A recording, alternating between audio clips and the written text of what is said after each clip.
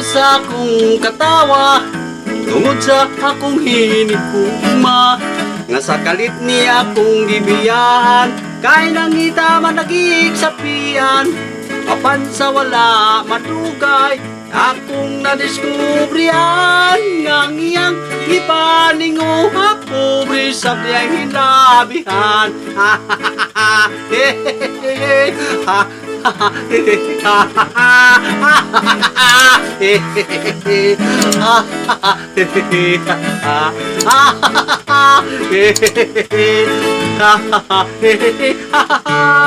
ang pagkatawa ni kong yun kapugnan sa kahimot nga hinlabihan. O karon akong nahimbawan, ikan sa iyang kauban, nabihan ko nun iyang pagbasol, sa dako niyang kasaypanan. O karon ko nun siya may tuyo, nga mubalik siya kanako, bisan pag siya kuludhan ako lang siyang katawan.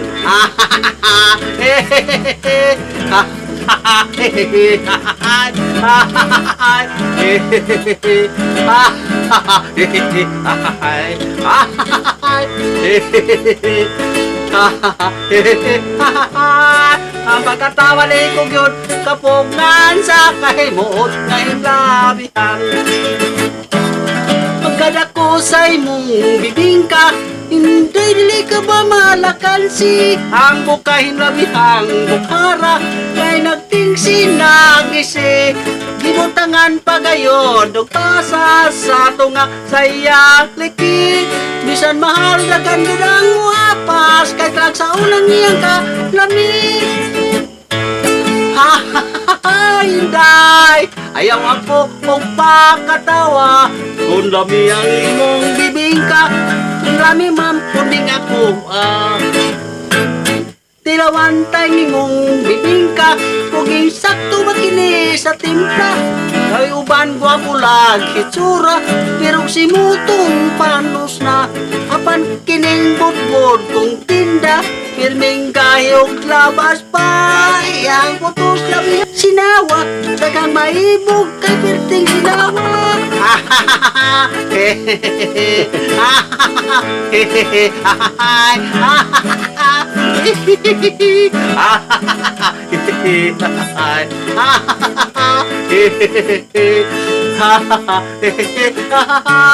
Ang pagkatawa ni Likog yun kapugnan sa kahimot ng labihan. Kadako sa akong katawa, tungod sa akong gipangulitauhan, nang naong gitabon tabunan, timan ko no siyang kabutan. Apan sa wala madugay, ako nang nadiskubrihan, mao di ang gitabon tabunan, kay gisimura sa bilahan.